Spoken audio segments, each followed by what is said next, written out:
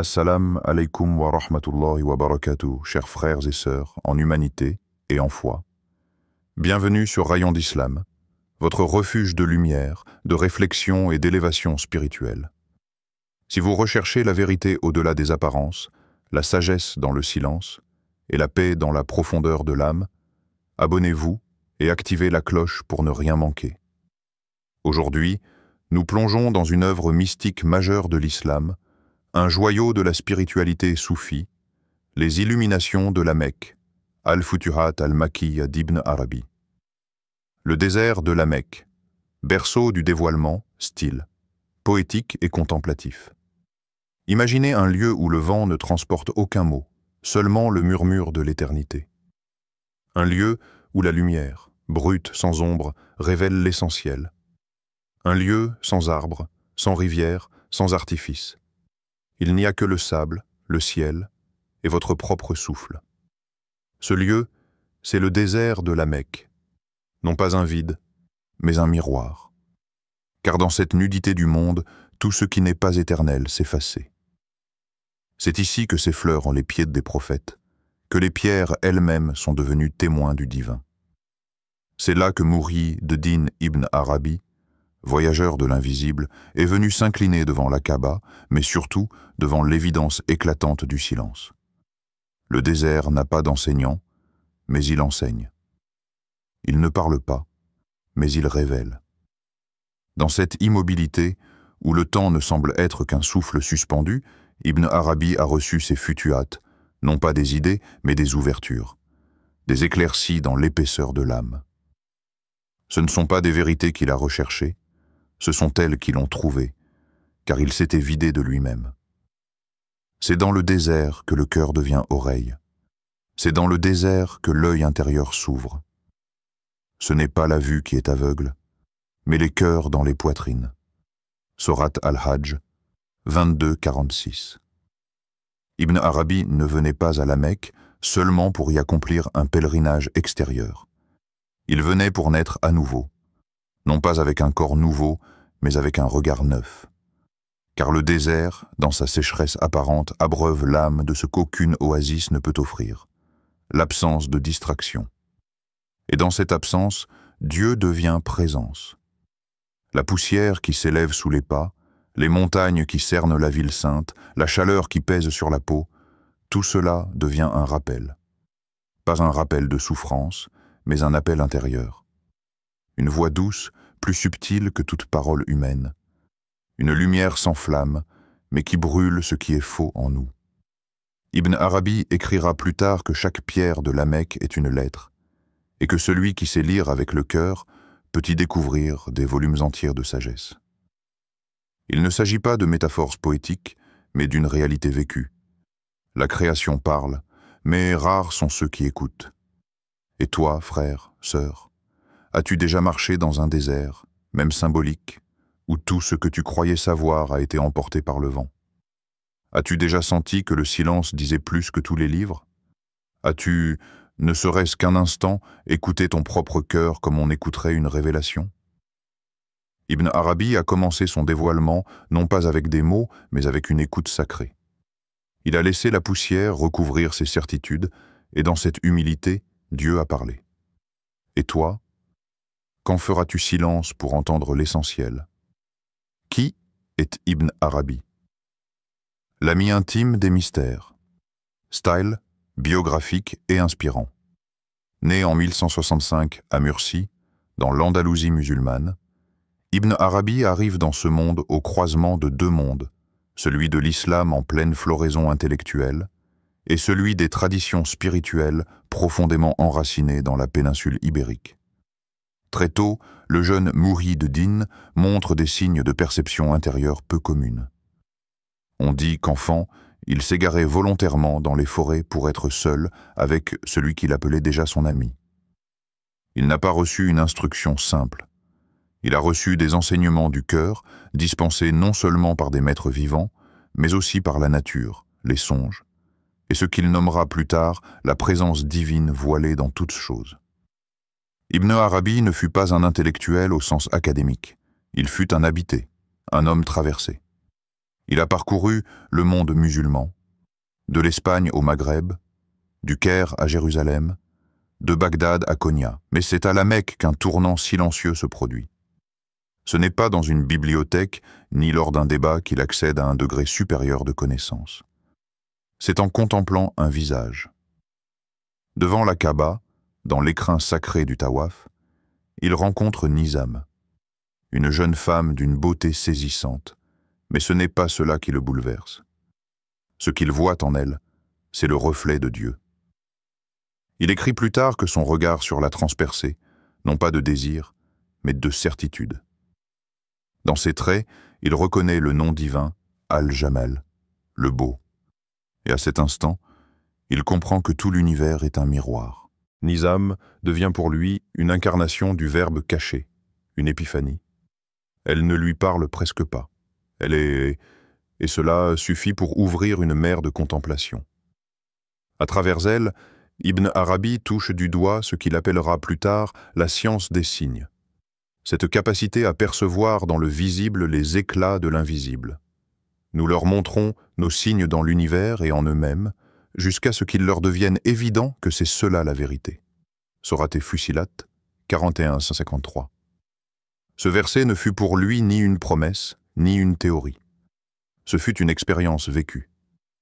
Ibn Arabi n'était pas un homme qui expliquait Dieu. Il était un homme qui vivait avec Dieu, à chaque instant. Il ne prêchait pas, il inspirait. Il ne disait pas « voici la vérité ». Il murmurait « ouvre-toi et regarde ».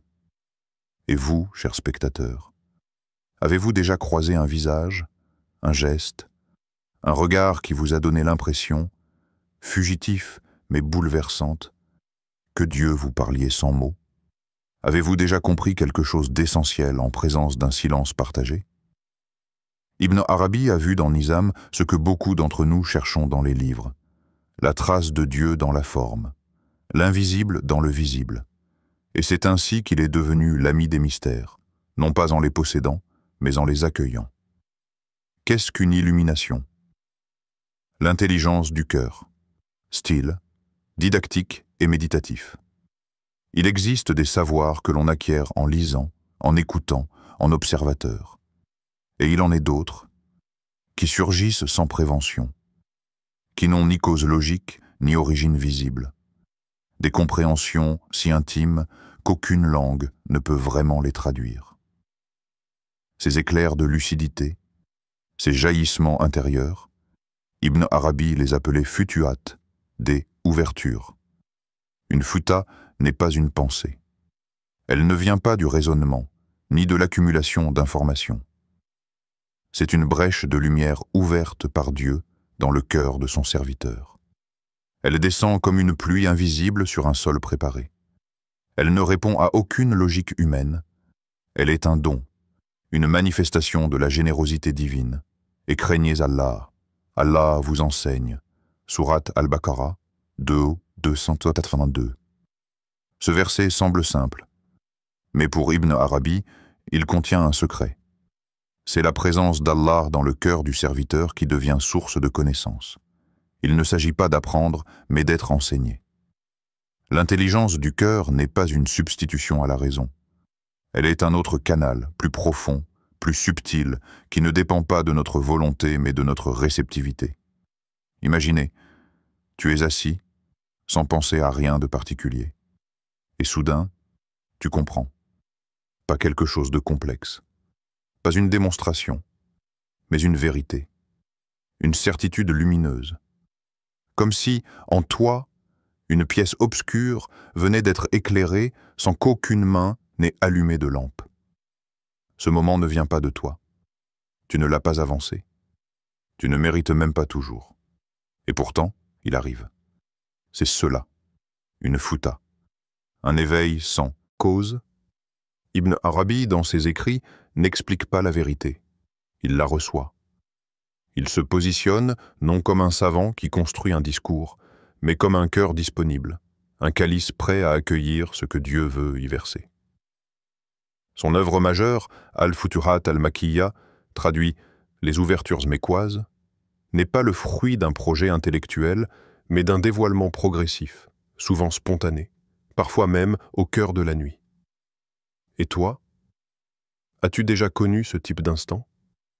Un moment où, sans savoir pourquoi, tu ressentes une paix profonde, un sentiment soudain dans ce qui te semblait chaos, une direction claire alors que tu te sentais perdu, un mot d'un inconnu, une brise, une phrase entendue dans une prière, et tout s'aligne, sans que tu puisses l'expliquer. Ce n'est pas toi, c'est lui. C'est sa lumière qui a traversé, ne serait-ce qu'un instant, le voile de tes préoccupations. Ibn Arabi nous rappelle que tout cœur sincère est un lieu possible d'illumination. Il ne faut pas être un maître, un sage, un élu. Il faut être vrai et attendre. Comme un ciel nu se prépare à la pluie sans la provoquer. Alors, dans le silence, sois attentif. Peut-être qu'une porte s'ouvrira, peut-être qu'elle s'est déjà ouverte. La Kaaba, le cœur du monde, style, symbolique et spirituel. Il y a, au centre de la terre, un secret autour duquel tourne l'humanité. La Kaaba, maison sans fenêtre, cube sans décor, pierre posée sur la poussière. Et pourtant, tous les cœurs y convergent. Ibn Arabi la voit non seulement comme un lieu de culte, mais comme une géométrie sacrée, une présence vivante. Elle n'est pas simplement le point de la prière, elle est le cœur du monde, battant à travers les âges, vibrant au rythme des pas qui tournent autour d'elle. Car ce mouvement de circumambulation, ce tawaf, n'est pas un simple rituel. C'est le symbole d'une vérité universelle. Tout ce qui vit tourne. Les atomes tournent, les planètes tournent, les étoiles tournent, et toi aussi tu tournes, autour de ce que tu aimes. Ibn Arabi écrivait que la Kaaba est le cœur de la terre, et que ton propre cœur peut devenir une Kaaba, s'il est purifié. Car ce n'est pas la pierre qui est sacrée, c'est la présence qu'elle accueille. Purifie ma maison pour ceux qui tournent autour, qui s'y prennent debout, qui s'inclinent et se prosternent. Sourate Al-Baqarah 2:125. Ce verset ne parle pas uniquement d'un lieu physique, il parle aussi de toi, car ton cœur est aussi une maison. Et Allah y regarde plus qu'à ton apparence. Si tu enlèves l'orgueil, l'envie, l'ego, les jugements, si tu balayes l'intérieur de ton cœur comme on nettoie une mosquée avant la prière, alors tu y trouveras un espace pur, prêt à accueillir la lumière. Tout comme les croyants tournent autour de la Kaaba, tes pensées tournent autour de ce que tu places au centre de toi-même. Si c'est l'amour d'Allah, elles deviennent des anges. Si c'est l'amour du monde, elles deviennent des chaînes. Ibn Arabi disait « Le cœur est une Kaaba et chaque pensée est un pèlerin. » Alors pose-toi la question. Vers quoi tourne ton monde intérieur? À quoi donnes-tu ton attention? Qu'est-ce qui revient toujours dans ton esprit quand tu es seul, quand tu souffres, quand tu rêves? C'est cela ton centre. C'est cela ta Kaaba. Et si ce centre est pur, alors tu n'as pas besoin d'aller loin pour trouver Dieu. Il est là, plus proche que ta veine jugulaire. Mais il ne se manifeste que dans les cœurs qui l'ont laissé entrer. Le pèlerinage extérieur nous enseigne le chemin du pèlerinage intérieur. 7 tours autour d'une maison de pierre, puis une vie entière à tourner autour d'un amour unique qui libère. Ibn Arabi voyait dans la Kaaba le symbole vivant du cœur éveillé, stable, silencieux et pourtant centre de tout mouvement. Et toi, que laisses-tu graviter autour de toi? Et surtout, qu'as-tu placé au centre? Les noms divins et les reflets de l'âme. Style, mystique et personnel. Et si tu n'étais pas séparé? Et si ton âme n'était pas une création lointaine, mais un miroir vivant, tourné vers l'absolu? Ibn Arabi affirme « Tu es un miroir dans lequel Dieu se contemple. » Une parole troublante. Et pourtant, lorsque tu regardes quelqu'un avec amour, patience ou miséricorde, ne ressens-tu pas qu'il y a là quelque chose qui te dépasse? Quelqu'un a choisi d'originel, de plus grand que toi, et qui pourtant passe à travers toi. C'est cela, les noms divins. Chaque nom est une qualité éternelle d'Allah. Et chaque être humain en porte des reflets fugaces. Toi, parfois, tu es Rahim, doux. Parfois, tu es Sabour, patient. Parfois, tu es Latif, subtiles, presque imperceptibles. Tu ne possèdes pas ces qualités. Tu les traverses, ou plutôt, elles te traversent. Ibn Arabi a médité toute sa vie sur cette vérité. Nous sommes des lieux de passage, pas des sources.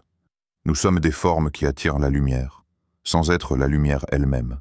Un jour, alors qu'il se trouvait à Damas, il observe une goutte de pluie tombant d'un toit. Rien d'exceptionnel. Un moment banal, mais ce jour-là, il la vit autrement. Il s'arrête. Il la regarda longuement. Et dans cette goutte, suspendue entre ciel et terre, il contempla le nom Al-Hayy, le vivant. Car cette goutte, elle vibrait. Elle contient en elle un éclat de volonté divine. Elle était, en elle-même, un signe vivant que Dieu donne vie à toute chose, même la plus petite, même ce qui tombe. Il n'y a rien qui ne célèbre sa louange, mais vous ne comprenez pas leur célébration. Sourate Al-Isra, 17-44. Même la pluie parle, même le vent loue, mais nos oreilles sont fermées. Ibn Arabi, lui, avait appris à écouter avec l'âme. Et toi? As-tu déjà ressenti qu'un événement anodin, un sourire, un rayon de lumière, une parole d'un inconnu, portait une profondeur que tu ne pouvais expliquer? As-tu déjà senti, sans savoir pourquoi, que la vie entière respirait, autre chose que la matière? C'est peut-être le moment où un nom divin t'a frôlé. Tu ne dois pas attendre un miracle pour connaître Dieu, car Dieu t'a déjà mis en toi-même les traces de ses noms. Le courage, la paix, la justice, la tendresse, l'émerveillement, ce ne sont pas que des émotions, ce sont des fenêtres vers l'invisible. Alors regarde-toi avec vérité. Tu n'es pas un être vide qui cherche un sens. Tu es un reflet du sens. Et chaque fois que tu agis avec sincérité, chaque fois que tu pardonnes, que tu résistes à l'orgueil, que tu aimes sans raison, c'est lui que tu laisses transparaître. L'amour divin, essence de toute chose, style, émotionnel et universel. Il existe un feu qui ne brûle pas, un feu qui éclaire l'âme sans la réduire en cendres, l'amour. Ibn Arabi, maître des mystères, n'a arrêté de chanter cet amour, non pas comme une émotion, mais comme la vérité la plus profonde de l'univers. Un amour sans forme, mais qui prend toutes les formes. Un amour qui dépasse les religions, les identités, les frontières, et pourtant les contient toutes. Il écrivait ces mots devenus légendaires. Mon cœur est devenu capable de toute forme. Il est un pâturage pour les gazelles, un monastère pour les moines, un temple pour les idoles, la Kaaba du pèlerin, les tables de la Torah et les feuillets du Coran. Je suis la religion de l'amour. Et dans ce cri, il n'y a pas de relativisme.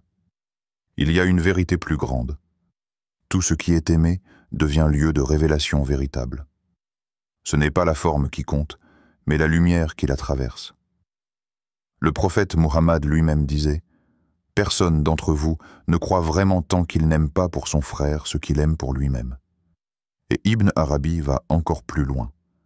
Si tu aimes vraiment, tu es déjà en présence de Dieu. Il les aime et il l'aime. Sourate Al-Maïda 5, 54. Ce verset ne parle pas de croyances parfaites, de pieux vives. Il parle d'une relation réciproque, vivante, entre l'inaccessible et l'intime. Allah aime. Et ceux qui sentent cet amour aiment en retour. C'est aussi simple que cela, aussi vertigineux aussi. Mais alors, qu'est-ce que l'amour véritable? C'est peut-être de regarder l'autre et d'y voir autre chose que son apparence. C'est peut-être de sentir que, même dans l'âme blessée, même dans l'erreur, même dans l'ombre, il y a un éclat de lumière divine qui attend d'être reconnu. Et si aimer réellement, c'était reconnaître la trace d'Allah dans celui qui te fait face, quel qu'il soit, même celui qui te contredit, même celui qui ne te ressemble pas, même celui que tu aurais jugé, si ton cœur n'avait pas été élargi par la miséricorde. Ibn Arabi ne nous invite pas à aimer aveuglément. Il nous invite à aimer comme Dieu aime, par essence, sans condition, sans justification, un amour qui guérit, qui révèle, qui transforme. C'est un amour qui ne s'apprend pas dans les livres. C'est un amour qui descend quand ton cœur est prêt. Et peut-être que ce cœur, au lieu de le remplir d'attente et de douleur, tu pourrais commencer par le vider, comme on vide un récipient, pour qu'Allah y mette son amour.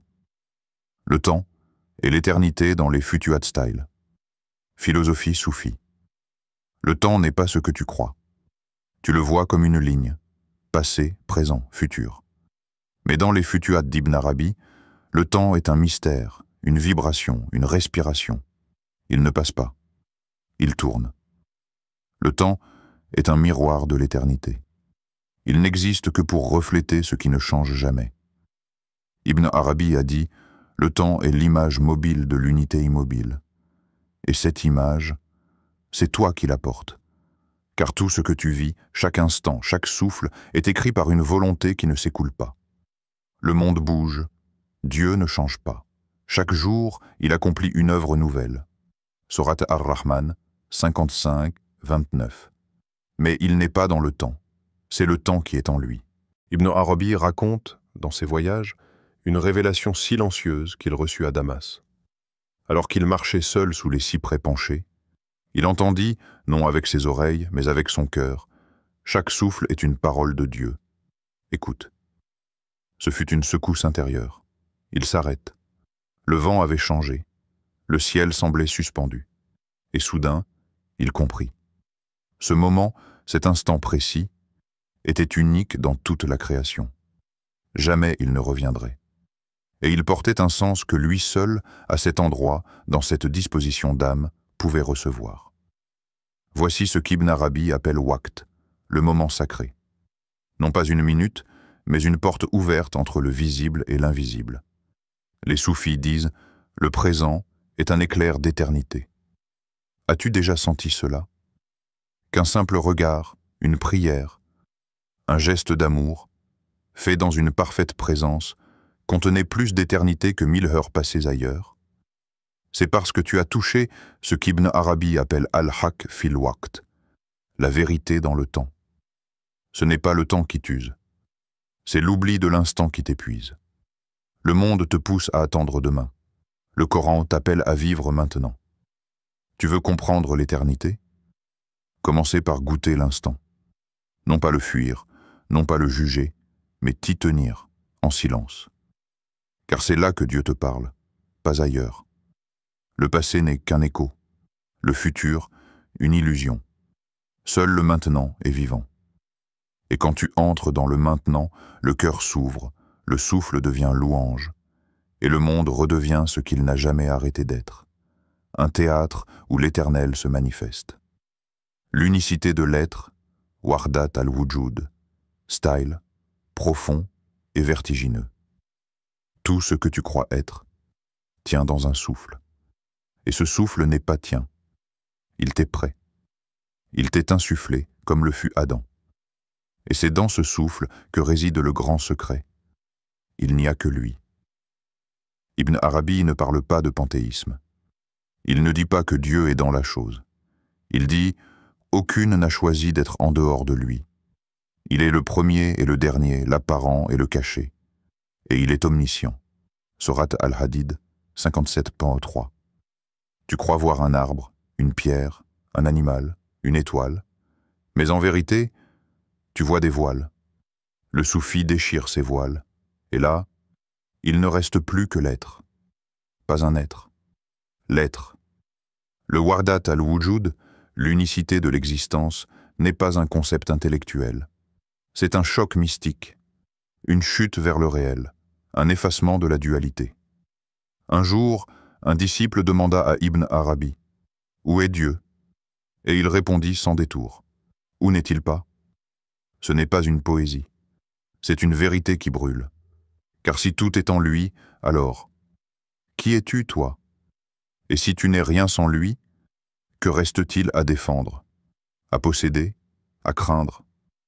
Ibn Arabi affirme « Le serviteur est un nom parmi les noms de Dieu. » Cela veut dire « Tu n'existes pas à côté de Dieu. Tu existes par lui, en lui, sous lui. » C'est pourquoi le vent qui touche ta peau, la lumière sur un mur, le regard d'un enfant, le silence d'un soir, tout cela est un seul et même chant. Question. As-tu déjà senti ça? Un instant où tout perd ses contours, où tu ne sais plus si tu regardes, ou si tu es regardé, si tu vis, ou si quelqu'un vit à travers toi. C'est cela. Le moment où la vague se souvient qu'elle est mère. Et alors, le monde n'est plus un monde. Il est un nom parmi les noms. Il n'y a plus moi et lui. Il n'y a plus ici et là-bas. Il n'y a plus hier et demain. Il n'y a plus que lui. Et dans ce vertige, le cœur ne peut que se prosterner. Non devant une forme, mais devant la réalité sans seconde. Le retour à la Mecque intérieure. Style. Appel à l'introspection. Ibn Arabi a marché longtemps, du sable brûlant de l'Andalousie à la cité sainte de la Mecque. Mais ce pèlerinage, aussi sacré soit-il, n'était qu'un miroir, car le véritable voyage n'est pas celui des pieds sur la terre, mais celui du cœur dans l'invisible. La Kaaba, la maison sacrée, ne se trouve pas seulement dans les ruines anciennes, ni dans le tumulte des foules en prière. Elle réside dans un lieu plus profond, un sanctuaire secret où le souffle se fait prière, et où l'âme trouve enfin son repos. Ibn Arabi enseigne que le véritable pèlerinage est intérieur. C'est un chemin vers la lumière cachée en soi, vers la paix silencieuse du cœur épuré, vers cette Mecque que Dieu a bâtie dans chaque être humain. Et en vous-même, ne voyez-vous donc pas? Sourate Ad-Dariyat, 51-21. Cette invitation résonne comme un appel urgent. Pourquoi chercher au loin ce qui est déjà là, sous la peau, dans la poitrine? Le voile qui couvre ta vision n'est pas à l'extérieur, mais dans ton regard intérieur, parfois embrouillé par les ombres du doute et de la peur. Et toi, pèlerin de l'invisible, as-tu commencé ce voyage sacré? As-tu osé tourner ton regard vers ton propre désert, vers cette étendue silencieuse où l'âme, ce retour n'est pas une fin, mais un commencement. Un pas vers la lumière qui ne s'éteint jamais, un retour à la source où tout est un. La Mecque extérieure peut se voir, se toucher, se visiter. Mais la Mecque intérieure, elle, se découvre dans le recueillement, dans l'écoute profonde, dans la présence humble et sincère à ce que tu es. Tu es ce voyage. Tu es ce sanctuaire. Tu es la lumière qui cherche à briller au cœur de la nuit. Le chemin est tracé, invisible mais réel. Le cœur s'ouvre et soudain tu sais, tu es déjà chez toi.